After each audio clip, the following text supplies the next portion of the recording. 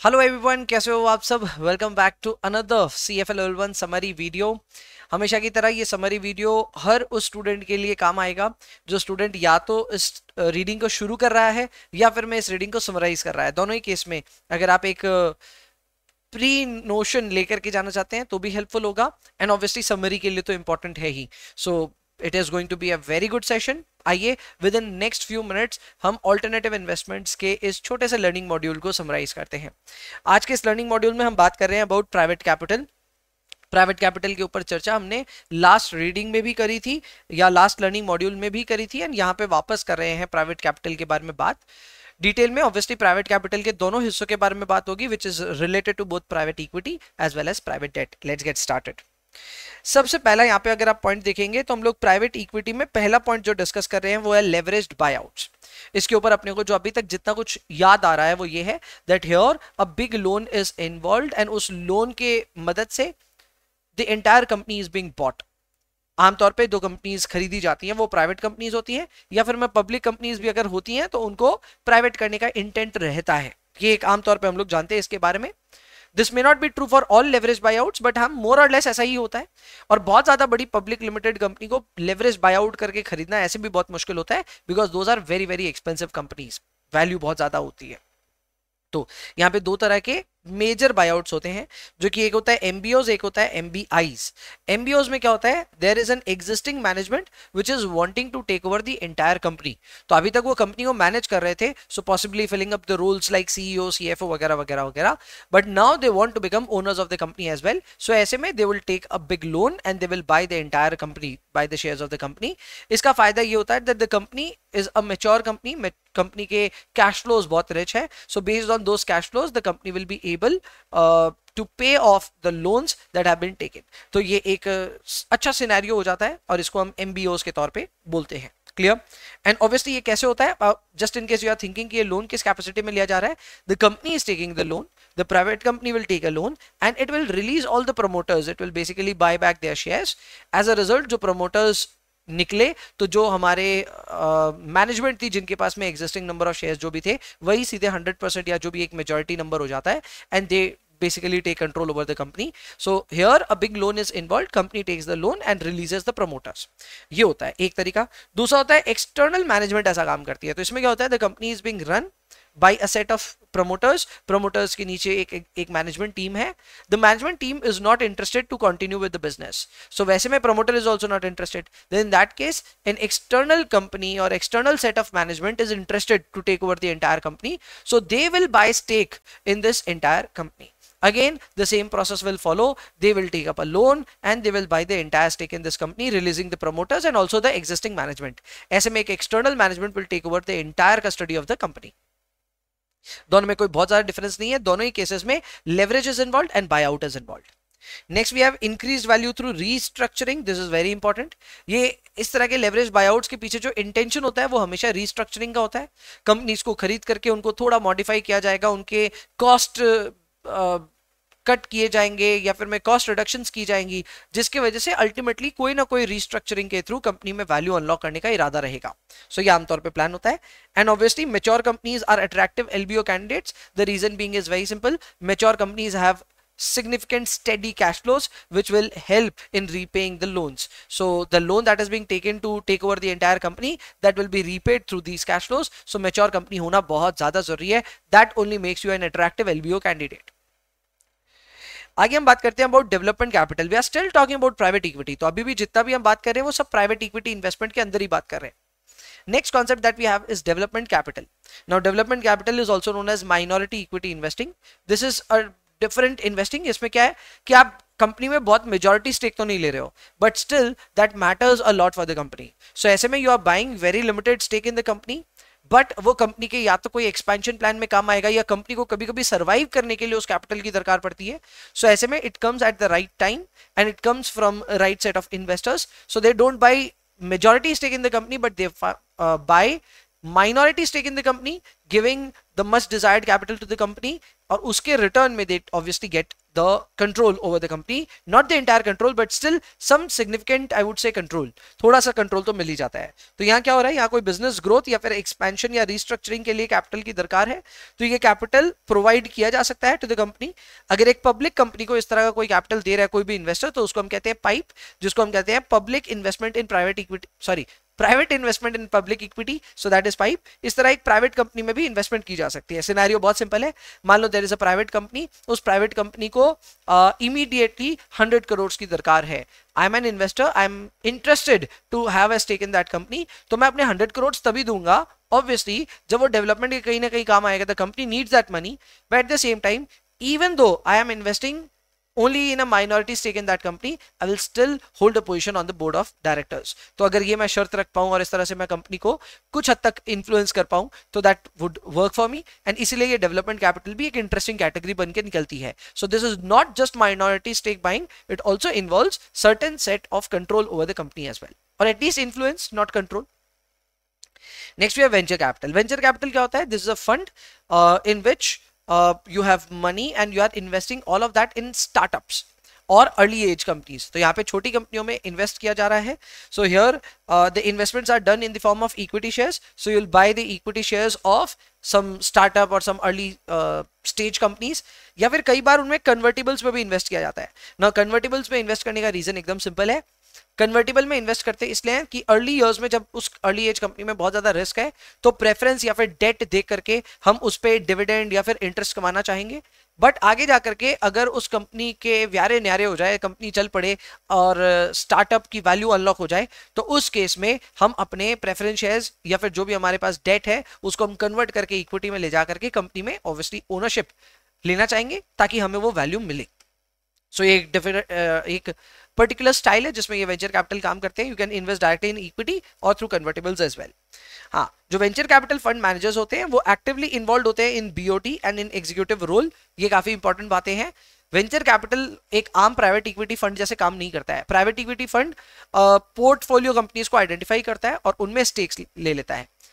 But it is not necessary that private equity will always influence or take the position in the board. But when it comes to venture capital funds, तो venture capital funds niche kind of investors हैं, and जिन कंपनियों में ये invest कर रहे हैं वो काफी नौसिखिया टाइप की कंपनीज हैं, यानी कि स्टार्टअप कंपनीज हैं। तो ऐसे में उन स्टार्टअप्स को प्रॉपर डायरेक्शन दिखाना, उनका आगे एक तरह से मैं कह सकता हूँ डायरेक्शन सेट करना, ये बहुत ज्यादा इंपॉर्टेंट है। एंड इसीलिए वेंचर कैपिटल फंड के जो मैनेजर्स होते हैं they also take up positions in the executive roles और in the board of directors in those companies, ताकि आगे के डायरेक्शन में उनका इन्फ्लुएंस रहे। स्टेजेस यहाँ पे वेंचर कैपिटल की बहुत अच्छी अच्छी स्टेजेस हैं। If you talk about stages, we have formative stage where the company still being formatted, या अभी भी कंपनी बन ही रही है, प्रोडक्ट बन ही रहा है, कोई बहुत ज्यादा कमर्शियल स्केल पे काम नहीं हो रहा है। Then we have the later stage and we have finally the mezzanine stage. So what is the formative stage? Formative stage में आता है प्री सीड स्टेज, जहां पे सीड फाइनेंसिंग भी नहीं हुई है। Here the money has been invested by you, your family, your friends at max. तो इसे हम कहते हैं एंजल इन्वेस्टिंग। तो यहाँ पे आप लोग सभी मिलकर के अपने बिजनेस में पैसा डाल रहे हैं, you are trying to work on that idea, और अभी आपने कोई भी एक्सटर्नल फंडिंग की अभी तक काम ही नहीं किया है। Then comes your seed investing. Seed investing में आप प्रोडक्ट डेवलपमेंट पे काम शुरू कर रहे हो, so you are working on product development, या फिर मार्केट सर्वे करना है या कुछ भी करना है, उसके लिए पैसा चाहिए। तो उस पैसे के लिए you are firstly going to the venture capital funds. तो वहां पे आपको वो फंडिंग मिलनी शुरू होती है। This is product development, marketing या फिर मार्केट सर्वेस के लिए, रिसर्च के लिए ये पैसा आपको मिलता है। Then you have early stage investments. So seed investing भी जो है ना वो भी काफी अर्ली इन्वेस्टमेंट है, बट जो एक्चुअल में सीरियस इन्वेस्टमेंट शुरू होती है वो स्टार्ट होती है फ्रॉम अर्ली स्टेज। यहाँ पे आपके सीरीज ए और सीरीज बी के राउंड्स हो जाते हैं, एंड यहाँ पे कमर्शियल प्रोडक्शन वगैरह भी काफी हद तक होने लग जाती है। You have developed your market, you have establish your product in the market. अब कमर्शियल डेवलपमेंट हो रही है, पूरी फैक्ट्री बन करके प्रोडक्शन हो रही है, डिस्ट्रीब्यूशन चैनल बन रहा है, पैसे चाहिए। तो वो पैसे के लिए you will raise money through series A और सीरीज बी राउंड्स, जिसको हम अर्ली स्टेज में डालते हैं। Then we have later stage. Later stage में सीरीज सी और सीरीज डी आता है, जो कि फर्दर एक्सपेंशन के लिए है। अब आप अपनी जियोग्राफिकल टेरिटरीज को एक्सपेंड करना चाहते हैं, फैक्ट्रीज बढ़ाना चाहते हैं, कैपेसिटी बढ़ाना चाहते हैं, इसके लिए भी पैसा चाहिए। So series C, series D will work here. And then you have mezzanine stage, जहां पे now the venture capital is preparing to get an exit.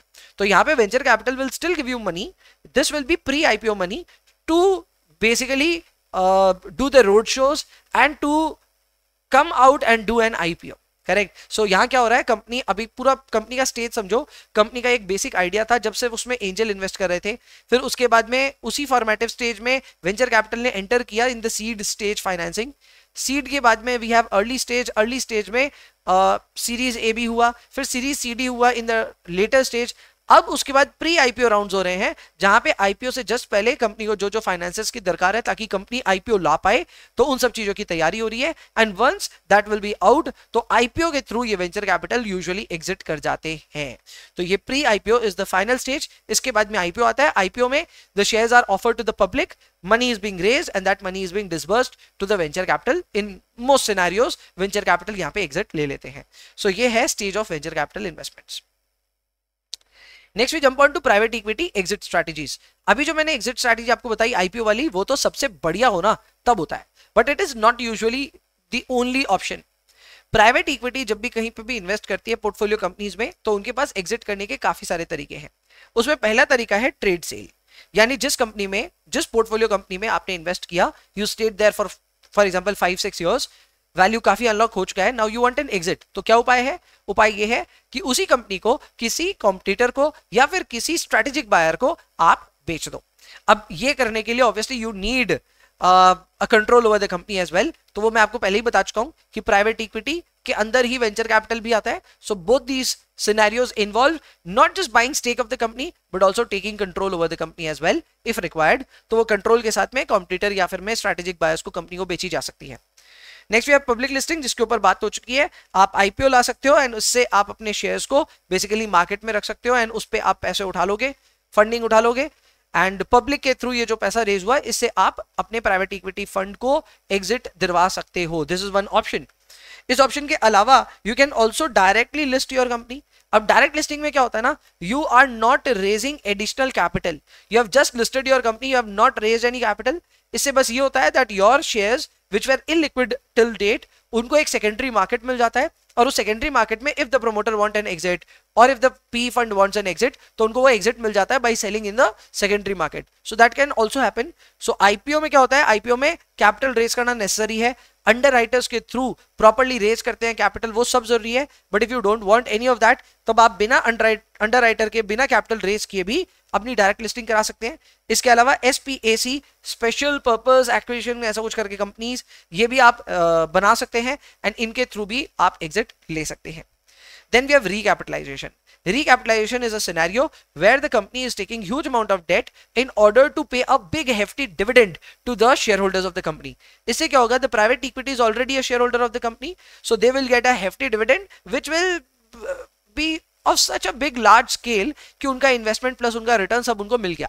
But इस पूरे प्रोसेस में कहीं पे भी कंट्रोल खत्म नहीं होता है. So even though a big loan has been taken, company is mature enough to pay that loan over the years, तो ओवर द इयर्स वो लोन को चुका देगी कंपनी. लेकिन अभी फिलहाल उस बड़े सारे लोन को लेकर के एक बड़ा डिविडेंड दे दिया गया है, जिससे सारे इन्वेस्टर्स को एक तरह से एक एग्जिट मिल गया है. पैसा तो मिल गया, लेकिन इस पैसे मिलने के बावजूद उनको कंट्रोल अभी भी उनके पास में है. So they are still controlling the company, क्योंकि यहाँ शेयर्स बेचे नहीं गए, they just got a dividend for it. So they retain the control over the company but they get a big dividend. And ये इशू ऑफ डेट के बाद ही possible होता है. And obviously this is possible in only two scenarios when the company is stable, profitable, तभी possible है. There is another concept known as secondary sale, वो भी आप कर सकते हैं. A private equity wants an exit, so वो किसी और प्राइवेट इक्विटी को पूरा का पूरा अपना स्टेक ट्रांसफर कर सकती है. That is also possible. So किसी प्राइवेट इक्विटी को या फिर किसी ग्रुप ऑफ इन्वेस्टर्स को you can sell your stake. And last obviously liquidation है. When you are not able to find any of these exit, तो लास्ट में कंपनी को लिक्विडेट करो. लिक्विडेशन पे जो भी आपके हाथ में आता है वो आपका हुआ. So these are all possible exits. And ये एग्जिट्स में आपको सबसे ज्यादा वैल्यू मिलेगी ट्रेड सेल में, फिर पब्लिक लिस्टिंग में, फिर रिकैप में, फिर सेकेंडरी सेल में, एंड फिर लिक्विडेशन में.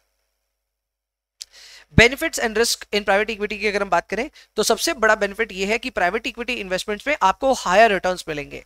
सो you will get higher returns than the stocks. Is it guaranteed? Guaranteed तो स्टॉक्स में भी रिटर्न्स में नहीं है, तो यहां पे भी गारंटी कुछ भी नहीं है.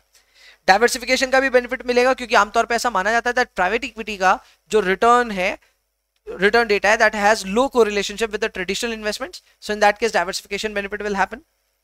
Standard deviation of private equity although is greater than standard deviation of equity index.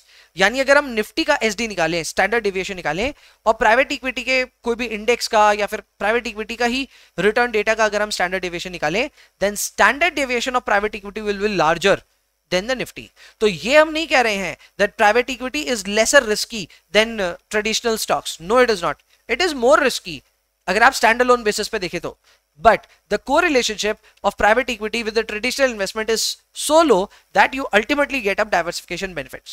तो यहाँ पे इस बात का ख्याल बहुत रखना पड़ेगा। मैं ये एकदम नहीं बोल रहा हूँ कि प्राइवेट इक्विटी में रिस्क कम होती है, रिस्क ज्यादा होती है, बट उसके लिए ज्यादा रिटर्न भी मिलता है एंड ओवरऑल कोरिलेशन लो होने की वजह से डाइवर्सिफिकेशन बेनिफिट्स भी मिल जाते हैं।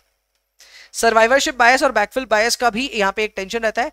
The data that you get for any sort of alternative investment may not be usable because वो डेटा में कोई ना कोई bias involve हो सकता है, and because of that there is always a problem to do any of the statistical analysis that you want to do. इसीलिए आपके स्टैंडर्ड डेविएशन और कोरिलेशन जो नजर आते हैं शायद वो जितने हैं एक्चुअल में उससे बायस डाउनवर्ड्स हैं। इसका मतलब जितना होना चाहिए दिखना चाहिए उतना दिखता नहीं है नंबर्स में, these are usually bias downwards. So standard deviation calculate करने पे जो आ रहा है एक्चुअल में स्टैंडर्ड डेविएशन उससे ज्यादा है, कोरिलेशनशिप जितना आ रहा है उससे एक्चुअल में ज्यादा है। यानी जितनी आप परसीव्ड वैल्यू सोच रहे हो, परसीव्ड डाइवर्सिफिकेशन बेनिफिट सोच रहे हो, उससे शायद कम बेनिफिट आपको मिलेगा। कैटेगरीज ऑफ प्राइवेट डेट की अगर हम बात करें तो प्राइवेट डेट में आता है एक ऑप्शन जिसमें आप डायरेक्ट लेंडिंग कर सकते हैं। डायरेक्ट लेंडिंग प्राइवेट कंपनीज को करने में आप सीनियर डेट या फिर सिक्योर डेट में ही इन्वेस्ट करना चाहेंगे। नो वेट अ मिनट, आप समझो इस चीज को। एक तो ये प्राइवेट कंपनी है, प्राइवेट कंपनी रिस्की है, ऐसे भी पैसा डालना रिस्की है, फिर आप डेट दे रहे हो, जाहिर सी बात है यू वुड वांट कि या तो वो सीनियर डेट हो या फिर में वो कोई तरह का सिक्योर्ड डेट हो ताकि थोड़ा तो प्रोटेक्शन आपको एक्स्ट्रा मिले। Then you have also concept known as venture debt. Venture debt में ये होता है that the venture capital fund is investing in that startup, but वो इन्वेस्टमेंट इक्विटी शेयर्स में ना करके डेट में इन्वेस्टमेंट हो रहा है। आमतौर पे ये कन्वर्टेबल डेट होता है, तो यहाँ पे ये बात ही लिखी है कि कन्वर्टेबल डेट भी दिया जा सकता है स्टार्टअप को। Then you have something known as mezzanine debt, इसमें भी आपका कन्वर्टेबल डेट ही इन्वॉल्व होता है। Distress debt, now distress debt is an interesting concept जहां पे एक कंपनी ऑलरेडी एक सॉल्वेंसी इशू में है, यानी उस कंपनी में ऑलरेडी कुछ लोन्स को लेकर के परेशानियां हैं एंड कंपनी में भी इनटू एनसीएलटी, यानी कि एक तरह से बैंक्रप्सी प्रोसीडिंग्स चल रही है। तो उस बैंक्रप्सी प्रोसीडिंग को अगर आपका ऐसा अंदाजा है कि इस बैंक्रप्सी का जब पूरा केस खत्म होगा तो ये कंपनी वैल्यू अनलॉक करेगी, तो उस केस में भी you can pay a dividend, it could be convertible in nature और समथिंग लाइक दैट, और उधर से भी you can take advantage of that. पर ये करना बहुत डिफिकल्ट है, things can go to the south, distress company कभी भी बैंक्रप्ट हो सकती है, सो ऐसे में उसको एक लोन देना इज लाइक डेंजरस, करेक्ट। सो ये रिस्की है। यहाँ पे एक्टिव रीस्ट्रक्चरिंग का भी एक रिक्वायरमेंट है ऑब्वियसली, सो डिस्ट्रेस डेट देने के साथ साथ आप एक एक्टिव रीस्ट्रक्चरिंग भी करना चाहेंगे कंपनी का। Then you have unitranche debt where different classes of debt are combined into a single loan, so that can also happen. अलग अलग क्लासेस के जो लोन्स हैं उन सबको कंबाइन करके एक सिंगल लोन बनाया गया जिसको हम कह रहे हैं unitranche debt. Characteristics of private debt, अगर प्राइवेट डेट की अगर हम बात करें तो प्राइवेट डेट में रिटर्न्स ऑब्वियसली ट्रेडिशनल से ज्यादा होता है, वो होना ही है। You are giving debt to a private company, ज्यादा रिस्क इन्वॉल्व है, ज्यादा रिटर्न मिलना चाहिए। डाइवर्सिफिकेशन भी आपको मिल जाएगा, सेम जैसे इक्विटी में मिलता है वैसे यहाँ पे भी मिल जाएगा। यहाँ की जो फ्लोटिंग रेट्स हैं उसके लिए SDFR is used as a reference rate. Major risk factors में पहला आता है illiquidity. If you are giving a loan, वो लोन को वापस लिक्विड कैसे करोगे आप? बेसिकली अगर जैसे इसमें कोई अगर आप सिक्योरिटी भी बना करके काम करोगे तो सिक्योरिटी भी ना बहुत ज्यादा लिक्विड नहीं होगी। You are dealing in private space, private space में सेकेंडरी मार्केट नहीं है, सेकेंडरी मार्केट में नहीं है, तो फिर इलिक्विडिटी रहेगा ही रहेगा। Default risk is significant here and obviously specialised knowledge is also required. If you don't have specialised knowledge, don't ever get into this thing कि आप प्राइवेट डेट में चले जाओ और वो भी डिस्ट्रेस सिनेरियो में, you will and up losing a lot of money.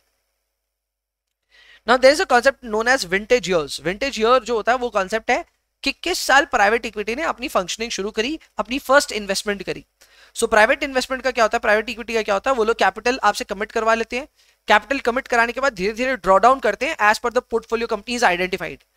जिस साल उन्होंने पहला इन्वेस्टमेंट अपना ढूंढा प्राइवेट कंपनीज में या पोर्टफोलियो कंपनी में, वो साल उनके लिए विंटेज ईयर हो गया। यूजुअली ये वही साल होता है जिस साल वो कैपिटल भी ड्रॉ करते हैं। सो ड्रॉन कैपिटल या फिर the year in which the capital is being allotted to a portfolio company that is the start of those investment years. इसको हम कहते हैं विंटेज ईयर, एंड ये बहुत इंपॉर्टेंट कॉन्सेप्ट है। आमतौर पर यह देखा गया है कि एक पीई फर्म कब शुरू कर रहा है इन्वेस्टमेंट करना, वो उसके आगे के फ्यूचर रिटर्न्स पे पूरा का पूरा इंपैक्ट कर सकता है। ये स्टॉक मार्केट पे भी लागू होता है। आप स्टॉक मार्केट तेजी में अगर इन्वेस्ट करोगे तो फिर आप उतना तगड़ा रिटर्न नहीं निकाल पाओगे, बट वहीं पे अगर बहुत बड़ा क्रैश आ चुका और क्रैश के बाद आपने बहुत सिग्निफिकेंट पैसा लगाया है, then in that case you can end up getting lots of returns. Correct. So vintage year का कॉन्सेप्ट जो है वो यहाँ पे क्लियरली बोला है कि vintage year is the year when the fund made its first investment. यहाँ पे स्टार्टिंग पॉइंट को लेकर के कुछ रिमार्क्स भी दिए गए हैं, जैसे कि अगर एक्सपेंशन के दौरान किसी का विंटेज ईयर होता है तो उसको बेस्ट रिटर्न्स मिलता है बाय इन्वेस्टिंग इन स्टार्टअप्स। मतलब सब अच्छा चल रहा है तो स्टार्टअप्स में इन्वेस्ट करेगा तो बेस्ट रिटर्न मिलेगा। बट अगर कॉन्ट्रैक्शन चल रहा है यानी मार्केट खराब चल रहा है तो उस केस में डिस्ट्रेस्ड कंपनीज में या डिस्ट्रेस्ड कंपनीज में ही ज्यादा रिटर्न निकल करके आएगा। ये भी एक इंटरेस्टिंग बात है अबाउट विंटेज ईयर्स।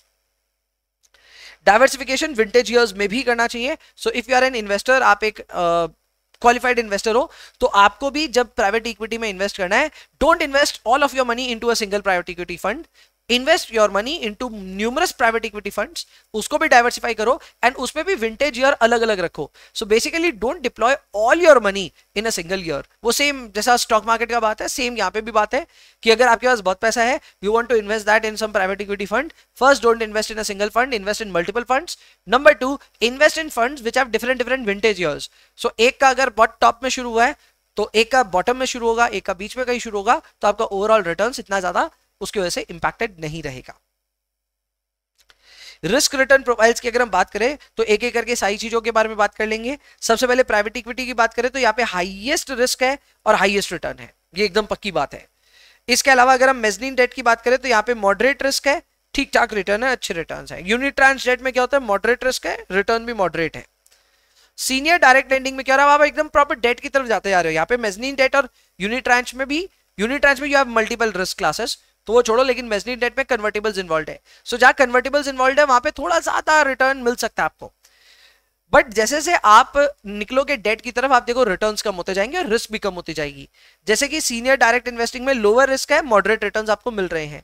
फिर सीनियर रियल एस्टेट डेट होता है तो यहाँ पे इवन लोअर रिस्क और इवन लोअर रिटर्न है, एंड इंफ्रास्ट्रक्चर डेट में तो और भी लोअर रिस्क और भी लोअर रिटर्न है।